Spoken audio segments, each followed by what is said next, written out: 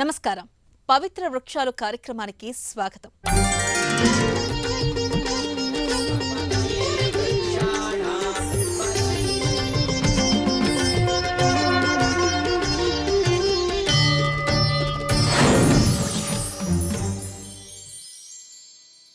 చెట్టు తాను ఎండలో నిలబడుతూ మనకు నీడనివ్వడం, తాను వానలో తడుస్తూ మనకు పచ్చదనంతో ఆహ్లాదాన్ని అందించటం, కేవలం నీళ్లు మాత్రమే తీసుకుని మనకు ఎంతో ఆరోగ్యాన్ని అందించే పండ్లు అందించటం, ఇలా చెట్టు ఎప్పుడూ తీసుకోవడం కన్నా ఇవ్వడానికే ఎక్కువ సిద్ధంగా ఉంటుంది. మన జీవితం ఎంత వెనక్కి వెళ్ళినా చెట్టు ఎక్కడో ఓ మూల నిలబడే ఉంటుంది. చిన్నప్పటి నుంచి చూసిన ఆ చెట్టు రోజూ అదే చోట ఉంటుంది. మనం మారిపోతాం, ఇల్లు మారుతుంది, కాలం మారుతుంది. మన జీవితాలు వేగంగా మారుతున్న ఈ రోజుల్లో చెట్టు మాత్రం తానేం మారక మనం మరిచిపోతున్న విలువలు గుర్తు చేస్తూ మనతోనే ఉంటుంది. చెట్లే మన ప్రియ నేస్తాలు. అలాంటి ఎన్నో చెట్ల గురించి, వాటి గొప్పతనం గురించి మీకు అందించే కార్యక్రమమే పవిత్ర వృక్షాలు. అలాంటి పవిత్ర వృక్షాల్లో ఒకటైన బదరి చెట్టు అంటే రేగిపండు చెట్టు గురించి తెలుసుకుందాం.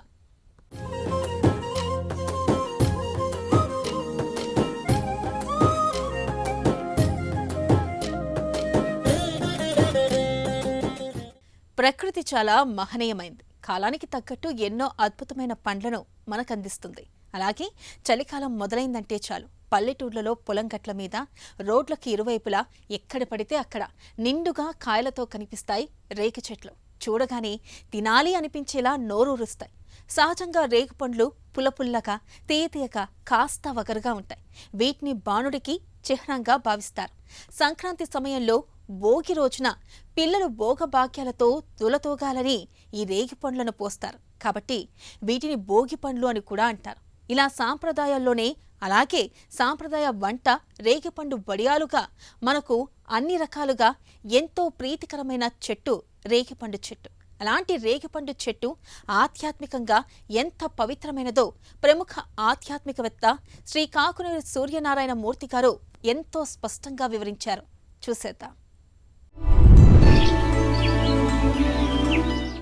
శ్రీరామ జయం, అమృత వృక్షాలు అనే అంశానికి స్వాగతం.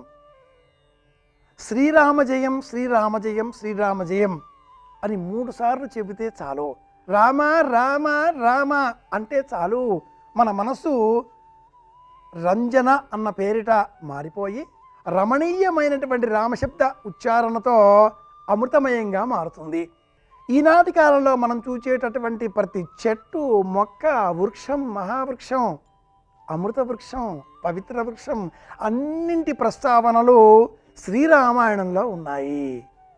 ఇందులో సూర్యశక్తిని అమృతమయంగా మార్చి తనలో నిక్షిప్తం చేసుకున్నటువంటి చెట్టు రేగు చెట్టు. రామచంద్రమూర్తికి అత్యంత ప్రీతిదాయకమైనదిగా శ్రీరామాయణం మన ముందు ప్రస్తావన చేసిన మహావృక్షాల జాబితాలో మొట్టమొదటి చెట్టు రేగు చెట్టు. శ్రీరామాయణంలో మహర్షి విశ్వామిత్రుడు రామచంద్రమూర్తిని యాగ సంరక్షణార్థం కోసం తీసుకువెళుతూ మార్గ మధ్యంలో బడలిక తెలియకుండా ఈ చెట్టు ప్రస్తావన చేస్తూ కలశ, మలద ఈ దేశాలలో ఈ చెట్టు విరివిగా పెరుగుతుంది అనేటటువంటి సంబోధనను మనం ఆ సందర్భంగా జ్ఞాపకం తెచ్చుకోవచ్చు. అశ్వత్థో బదరీచ చందనతరో మందారకల్పద్రుమౌ బదరీచ, ఇది విశేషం.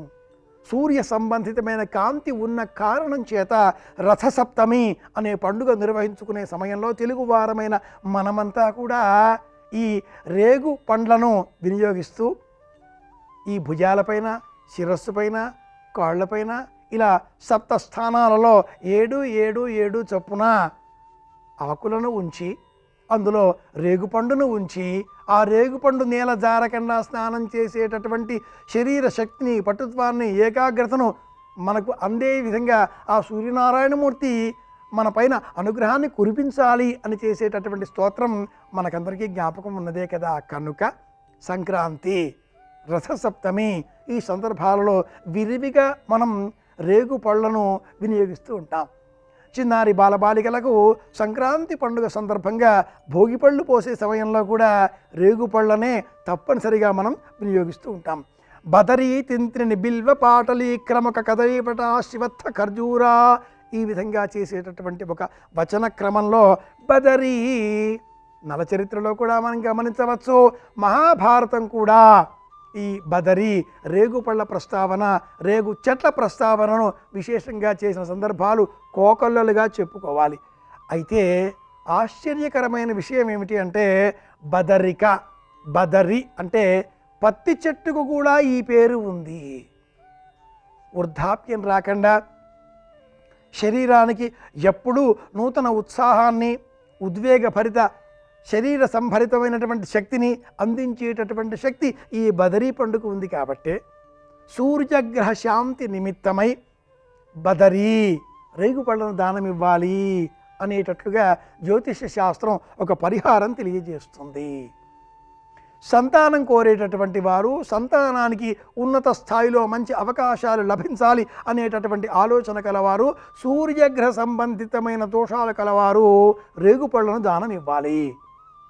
సూర్యగ్రహ అనుకూలత ఉద్యోగంలో అభివృద్ధిని సూచిస్తుంది.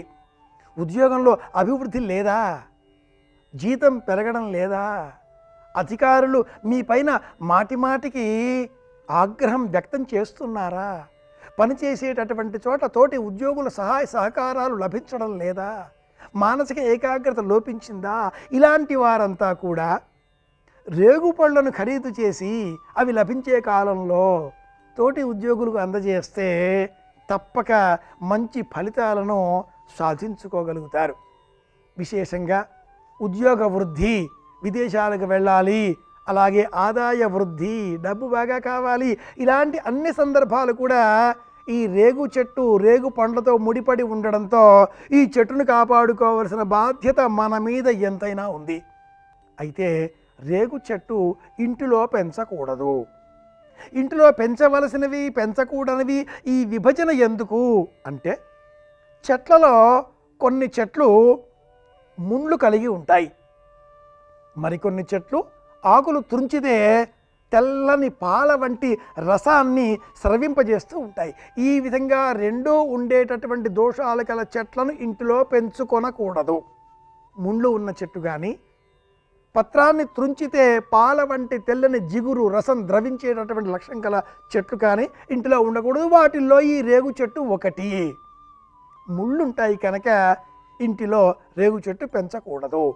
ముళ్ళు ఉన్న చెట్టు ఇంటిలో పెంచుకున్నట్లయితే సోదరుల మధ్య, అలాగే కుటుంబ సభ్యుల మధ్య ఆస్తిపాస్తుల తగాదాలు పెచ్చరిల్లుతాయి, పెరిగి పెద్దనవుతాయి. ఇలాంటి ఈ మొక్కని ఇంటిలో కాకుండా వ్యవసాయ క్షేత్రాలలో, బోర్వెల్ వద్ద, గ్రామసీమల సరిహద్దులలో, గుడి ఆవరణలో, నైరుతి దిగ్భాగంలో పెంచి పోషించాలి. ఆస్తిపాస్తుల తగాదాలు, అన్నదమ్ముల మధ్య మాటా పెరిగిపోవడాలు, తండ్రి కొడుకుల మధ్య సయోధ్య లేకపోవడం, చివరికి భార్యాభర్తల మధ్య కూడా సఖ్యత తగ్గిపోవడం, కుటుంబ సభ్యులు ఎవరు కూడా సరిగా మాట్లాడుకోవడం లేదు, ఇలాంటి చిక్కులు ఉన్నవారంతా కూడా రేగు మొక్కను సేకరించి అష్టమి, దశమి, త్రయోదశి, పౌర్ణిమ ఈ తిథులలో, తిథులు జ్ఞాపకం లేని ఎడల ఆదివారం నాడు ఏదైనా ఆలయంలో, అవకాశం ఉన్న చోట రామాలయంలో, నైరుతి దిగ్భాగంలో ఆలయంలో, వెనక పడమర దక్షిణ మధ్య భాగంలో అవిమూలలో ఆలయ నిర్వాహకుల అనుమతితో ఈ మొక్క నాటి పెంచి పోషించే ప్రయత్నాలు చేసి రక్షించే సత్ఫలితాలు మీరు సాధించుకునే విధంగా ప్రయత్నాలు చేస్తే ఆ మొక్క పెరిగినట్లుగా ఇంటిలో ఉండే సమస్తమైన సమస్యలు అలా దూదిపింజల వలె తొలగిపోతాయి. కుటుంబ సభ్యుల మధ్య ఆత్మాభిమానం తగ్గించుకొని అరమరికలు పెంచుకునే విధంగా, తగ్గితే పోయేదేమిటి, సంబంధాలు మెరుగున పడతాయి అనే ఆలోచన మొలకెత్తుతుంది. అక్కడ ఆ చెట్టు మొలకెత్తింది, కొత్తగా చిగురులు వేసింది, మనలో కూడా ఈ ఆలోచనలు పుటమరిస్తాయి. ఎందుకు ఇలా పోలిక, ఆ చెట్టు పెట్టగానే ఇలా సమస్యలన్నీ కూడా తొలగిపోతాయా అని ఆలోచించే నేపథ్యంలో సమస్యలు తగ్గించుకుందాం అనేటటువంటి ఆలోచనతో ఒక రేగు చెట్టు లేక ఒక రేగు మొక్క తెచ్చి నాటి పెంచి వేసే ప్రయత్నం చేశాం. ఆలోచన ఆరంభమైంది, సమస్యలు తగ్గించుకుందాం.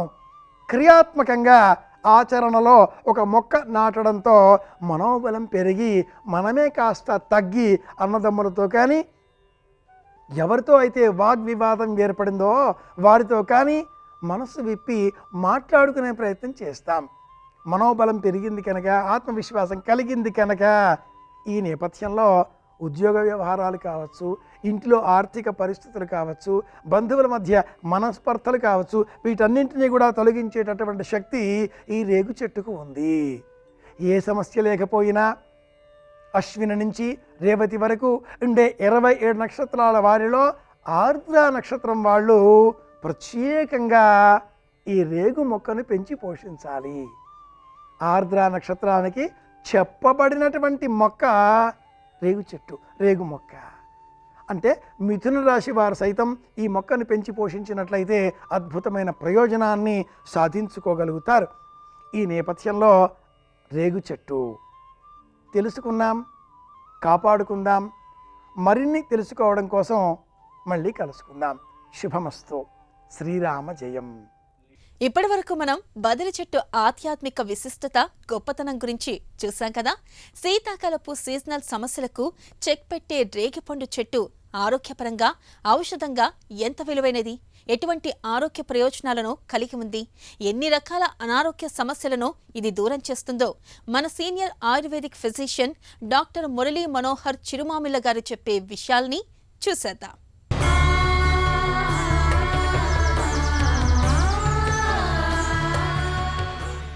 నమస్కారం.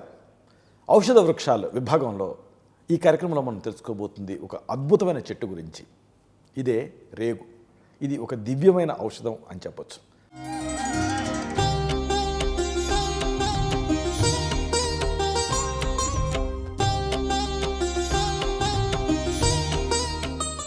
ప్రధానంగా చాలామందికి రేగు పండు తెలుసు, కానీ చెట్టు తెలియకపోవచ్చు. రేగు చెట్టు మధ్యస్థంగా సుమారుగా ఒక 10 మీటర్ల ఎత్తు వరకు పెరుగుతుంది. దీని కొమ్మలకి చిన్న చిన్న ముళ్ళు ఉంటాయి.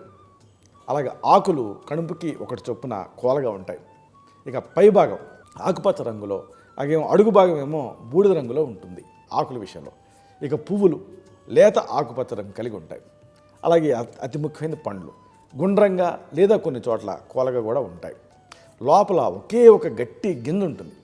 ఈ చెట్టుని బొటానికల్గా అంటే శాస్త్రీయంగా జిజిఫస్ మార్షానా అనేటువంటి పేరుతో పిలుస్తారు. దీన్ని తెలుగులో రేగు చెట్టు అంటారన్న సంగతి తెలిసిందే, కానీ బద్రి అని కూడా అంటారు. దీని నుంచే బద్రీనాథ్, బద్రీ ఫలం ఇలాంటి పేర్లు వచ్చాయి. దీని ప్రత్యేకత ఏమిటంటే ఇది ఆంధ్రప్రదేశ్ అంతటా, ముఖ్యంగా తెలుగు నేలలలో, అలాగే తెలంగాణ జిల్లాలలో కూడా, ముఖ్యంగా పొలాల దగ్గర, అలాగే ఇంటి పెరళ్లలో ఇలాంటి చోట కూడా ఇది విస్తారంగా పెరుగుతూ ఉంటుంది. కాబట్టి త్రూఅవుట్ ద ఇయర్ దీని బెరడ్ని, వేళ్ళని, ఆకుల్ని, పండ్లని అన్నింటినీ కూడా మనం ఔషధాల కింద వాడుకోవచ్చు. ముఖ్యంగా చెప్పుకోవాల్సింది మన ఇండియాలో చాలా కామన్ అతిసారం, డయేరియా. అతిసారం అంటే ఏంటంటే తరచుగా నీళ్ళ విరేచనాలు అవ్వటం. దీని ముఖ్య లక్షణాలు డయేరియాతో పాటుగా కడుపు నొప్పి, నీరసం, కొన్నిసార్లు వాంతులు ఇలాంటివి కూడా అవుతూ ఉంటాయి. అయితే నిర్జలీకరణ అంటే డీహైడ్రేషన్ ముఖ్యమైన సమస్య. సాధారణంగా కలుషితమైనటువంటి ఫుడ్ తీసుకోవటం వల్ల, అలాగే కలుషితమైనటువంటి నీళ్లు తాగటం వల్ల, బ్యాక్టీరియా లేదా వైరస్ల వల్ల ఈ సమస్య వస్తూ ఉంటుంది అతిసారం అనేది. అయితే రేగుని ఎలా వాడుకోవాలి? అతిసారం తగ్గించుకోవాలనుకుంటే, ఈ డయేరియాని తగ్గించుకోవాలంటే రేగు చెట్టు బెరడు దీన్ని నీళ్ళకు వేసి మరిగించి కషాయం తయారు చేసుకొని ఒక టీ కప్పు మోతాదుగా రోజుకి 3 సార్లు దీన్ని తీసుకుంటూ ఉండాలి. అలాగే రేగు పండ్లని నీళ్ళలో వేసి ఉడికించి గుజ్జులాగా చేసి 10 గ్రాముల మోతాదుగా ఈ గుజ్జుని తగినంత బెల్లంతో కలిపి లేదా నువ్వుల నూనెతో కలిపి తీసుకోవచ్చు కూడా. ఈ రేగు వేరుని ముద్దగా నూరి 1/2 టీ స్పూన్ మోతాదుగా 1 చెంచా తేనెతోటి కలిపి తీసుకున్నా కానీ మంచి ఫలితం ఉంటుంది, అతిసారం తగ్గుతుంది. అయితే రేగు చెట్టు బెరల్లో కానీ ఈ మిగతా భాగాల్లో కానీ టానిన్స్ ఉంటాయి. అలాగే వేరే సమ్మేళనాలు కూడా ఉంటాయి. ఇవన్నీ కూడా పేగు తాలూకు కదలికల్ని కంట్రోల్ చేసి అతిసారాన్ని తగ్గించడానికి సహాయపడతాయి. ఆయుర్వేదం ప్రకారంగా ఇది వాతపిత్త దోషాలని సమతుల్యం చేస్తుంది. ఇక కొంతమందిలో మెయిన్గా కనిపించే ఒక సమస్య ఉంది, రక్తంతో కూడిన విరేచనాలు, డిసెంట్రీ అంటారు. రక్తంతో కూడినటువంటి విరేచనాలు అంటే మలంతో పాటు రక్తం కనిపించడం. సాధారణంగా బ్యాక్టీరియా లేదా ఏదైనా పరాన్న జీవుల వల్ల ఈ సమస్య వస్తూ ఉంటుంది. అంటే పేగు తాలూకు ఇన్ఫెక్షన్స్ వల్ల ఈ మోషన్లో బ్లడ్ కనిపిస్తూ ఉంటుంది. అయితే మరి రేగుని ఎలా వాడుకోవాలి? రక్తంతో కూడినటువంటి విరేచనాలు తగ్గించుకోవాలంటే రేగు చెట్టు తాలూకు వేరు మీకు ఉపయోగపడుతుంది. దీన్ని ముద్దగా నూరి ఒక 1/2 టీ స్పూన్ మోతాదుగా నువ్వుల నూనె, తేనె, పాలు కలిపి తీసుకోవాలి. ఈ రేగు ఆకుల ముద్దని 1/2 చెంచా చొప్పున రోజుకి 2 లేదా 3 సార్లు పెరుగుతో కలిపి తీసుకున్నా కానీ యూస్ఫుల్గా ఉంటుంది.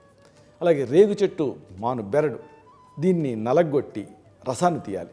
దీన్ని ఒక 10 మిల్లీలీటర్ల చొప్పున రోజుకి 3 సార్లు తీసుకున్నా కానీ ఫలితం ఉంటుంది.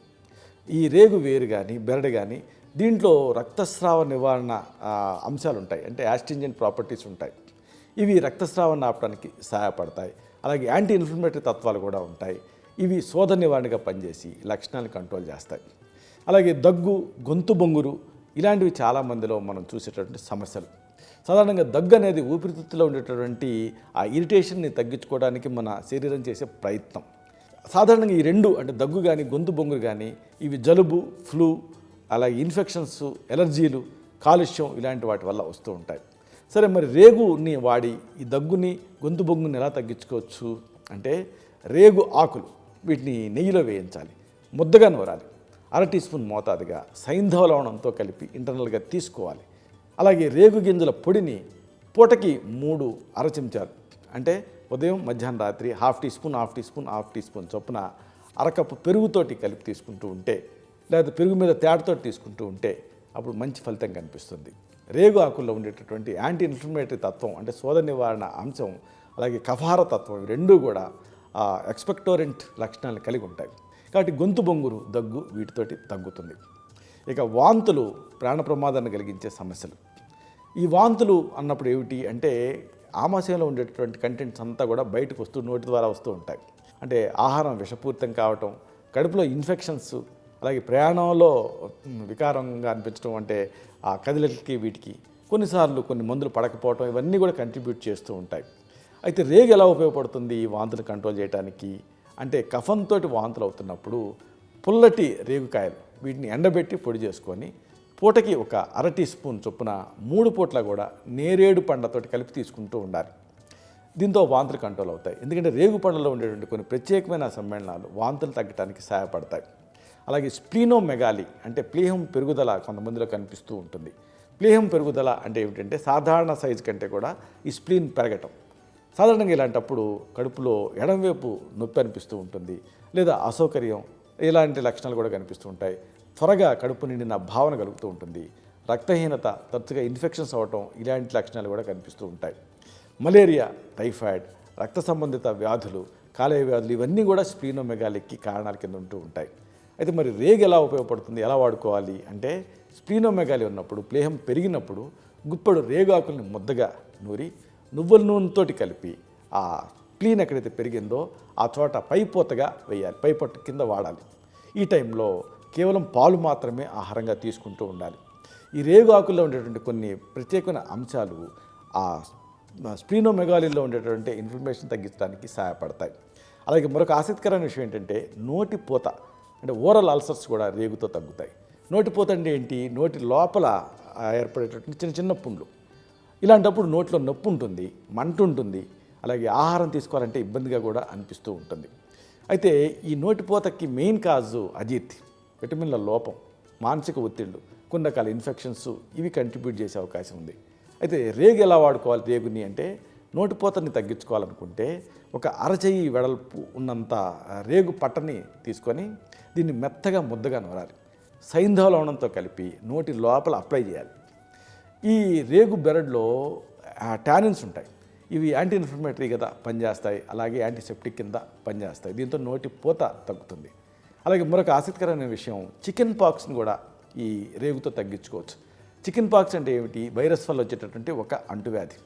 ఒంటిపైన చిన్న చిన్న నీటి బొబ్బలు లాంటివి తయారవుతాయి. జ్వరం, దురద ఇలాంటి ముఖ్య లక్షణాల కింద ఉంటూ ఉంటాయి. సాధారణంగా వేరిసెల్లా జోస్టర్ అనేటువంటి వైరస్ దీనికి కంట్రిబ్యూట్ చేస్తూ ఉంటుంది, దీనికి కారణం అవుతూ ఉంటుంది. ఇలాంటప్పుడు రేగుని ఎలా వాడుకోవాలంటే, చికెన్ పాక్స్ త్వరగా తగ్గాలనుకుంటే పూటకి ఒక 1/2 టీ స్పూన్ చొప్పున ఈ రేగు పండ్ల చూర్ణాన్ని 1 చెంచా బెల్లంతో కలిపి రోజుకి 2 సార్లు తీసుకుంటూ ఉండాలి. రేగు పండ్లలో ఉండేటువంటి యాంటీవైరల్ లక్షణాలు ఈ చికెన్ పాక్స్ వైరస్ని దాని తీవ్రతను త్వరగా తగ్గించి వ్యాధి నుంచి కోలుకోవడానికి సహాయపడతాయి. ఇంతేకాదు దీనికి అనేక ప్రయోజనాలు ఉన్నాయి. ఉదాహరణకు ఒక అమేజింగ్ విషయం మీకు చెప్పాలి. మీరు ఒకవేళ ఒబేసిటీతో బాధపడుతూ ఉంటే, స్థూలకాయం మిమ్మల్ని సతమతం చేస్తూ ఉంటే రేగు ఉపయోగపడుతుంది. రేగు ఆకుల్ని ముద్దగా నూరి పూటకి 1/2 టీ స్పూన్ చొప్పున 2 పూట్ల కూడా అరకప్పు ఉలవ కషాయంతో తీసుకుంటే మీరు ఈ స్థూలకాయం సమస్య నుంచి బయటపడవచ్చు. చాలా అద్భుతమైనటువంటి ఫలితాన్ని ఇచ్చేటటువంటి అనుభవ వైద్యం ఇది. అలాగే ఇంకొక ఆసక్తికరమైన విషయం, కొంతమంది ఈ అతి ఆకలి సమస్యతో బాధపడుతూ ఉంటారు. సాధారణంగా భస్మక రోగంలో ఇలా జరుగుతూ ఉంటుంది, అంటే థైరోటాక్సికోసిస్. ఇలాంటప్పుడు ఈ రేగు అనేది మీకు ఉపయోగపడుతుంది. రేగు పండ్ల పొడిని పూటకి ఒక 1/2 టీ స్పూన్ చొప్పున 2 పూట్ల అరకప్పు నీళ్ళతో తీసుకుంటూ ఉండాలి. రేగు పళ్ళ పొడి అంటే ఏమిటి? రేగు పళ్ళని తీసుకొని దాన్ని ఆరబెట్టి పైన సన్నటి తోలు ఉంటుంది, తోలుతో సహా నూరి దీన్ని పొడి చేసుకోవాలి. వస్త్రగాళితం పట్టి నిల్వ చేసుకోవాలి. ఇలాంటి ఈ రేగు పళ్ళ పొడిని ఒక 1/2 టీ స్పూన్ మోతాదు కంటే 3 గ్రాముల చొప్పున ఉదయం 3 గ్రాములు, రాత్రి 3 గ్రాములు అరకప్పు నీళ్లతోటి కలిపి తీసుకుంటూ ఉంటే ఈ భస్మక రోగం అంటే థైరోటాక్సికోసిస్లో మంచి రిలీఫ్ ఉంటుంది. ఆ ఆందోళన, ఒత్తిడి ఇలాంటివి తగ్గుతాయి. ఇంకా మలబద్ధకంలో కూడా రేగు ఉపయోగపడుతుంది. ఎండిన రేగు గింజల పొడిని 2 నుంచి 3 చెంచాల మోతాదుగా వేడి నీళ్ళతో తీసుకుంటే మంచి ఫలితం కనిపిస్తుంది. జీర్ణకారి కింద పనిచేస్తుంది, మలబద్ధకాన్ని దూరం చేస్తుంది. రేగు చెట్టు వేరు పొడిని కూడా వేడి నీళ్ళతో తీసుకున్నా కానీ మలబద్ధకం సమస్య నుంచి బయటపడతారు. అంతేనా, జ్వరంని తగ్గించుకోవటానికి కూడా రేగు ఉపయోగపడుతుంది. రేగు వేళ్ళని ఎండబెట్టాలి, పొడి చేసుకోవాలి. 1 నుంచి 2 చెంచాల పొడిని చక్కెరతోటి కలిపి తీసుకుంటే జ్వరం స్పాట్లో తగ్గుతుంది. అలాగే గాయాలు, పుండ్లు ఇలాంటివి ఉన్నప్పుడు వాటిని తగ్గించుకోవటానికి రేగు ఉపయోగపడుతుంది. ముఖ్యంగా రేగు ఆకులు, లేత రేగు ఆకుల్ని గాయాలు, పుండ్ల పైన జస్ట్ కట్టుకోవాలి. దీంతో త్వరగా రిలీఫ్ వస్తుంది. రేగు ఆకుల కషాయాన్ని ఈ గాయాలు, పుండ్లను కడగటానికి వాడితే లోషన్ లాగా ఫాస్ట్గా ఈ పుండ్లు, గాయాలు తగ్గుతాయి.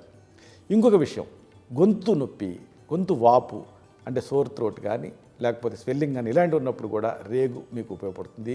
మెయిన్గా రేగు ఆకులు, లేత రేగు ఆకులు నీళ్ళకు వేసి మరిగించి కషాయం తయారు చేయాలి. దీనికి కాస్త ఉప్పు వేసి బాగా గలకరించాలి, అంటే గొంతు తగిలేలాగా పుక్కడ పట్టాలి. దీంతో గొంతు నొప్పి, వాపు తగ్గుతాయి. అలాగే ఒకవేళ చిగుళ్ళ నుంచి రక్తం కారుతూ ఉంటే, నాలుగు పైన పగుళ్ళు ఉంటే అలాంటివి కూడా తగ్గుతాయి. రేగు ఆకులు అతి మధురం. ఈ రెండింటినీ చితగొట్టి కషాయం కాచి దాంట్లో సైంధవలవణం కలిపి దీన్ని ఇంటర్నల్గా తీసుకుంటూ ఉంటే గొంతు బొంగురు తగ్గుతుంది. ముక్తాయింపుగా ఒక ముఖ్యమైన మాటను మీకు చెప్పి తీరాలి. రేగు చెట్టు నిజంగా ఒక అద్భుతమైన ఔషధాల నిధి, గని. దీన్ని మనం సరైనటువంటి విధంగా ఉపయోగించుకుంటే ఎన్నెన్నో ఆరోగ్య సమస్యలని తగ్గించుకోవచ్చు, దూరం చేసుకోవచ్చు. అయితే ఏదైనా ఒక సమస్య, ఏదైనా ఒక ప్రాబ్లం మిమ్మల్ని ఎక్కువ కాలం పాటు తీవ్రంగా బాధిస్తుంటే మాత్రం తప్పనిసరిగా మెడికల్ డయాగ్నోసిస్ అనేది అవసరం. కాబట్టి వైద్య సలహా తీసుకోవటం అనేది ముఖ్యం. ఏదేమైనా ప్రకృతి మనకి అందించినటువంటి ఈ అమూల్యమైన రేగు చెట్టుని, ఈ సంపదని మనం కాపాడుకోవాలి.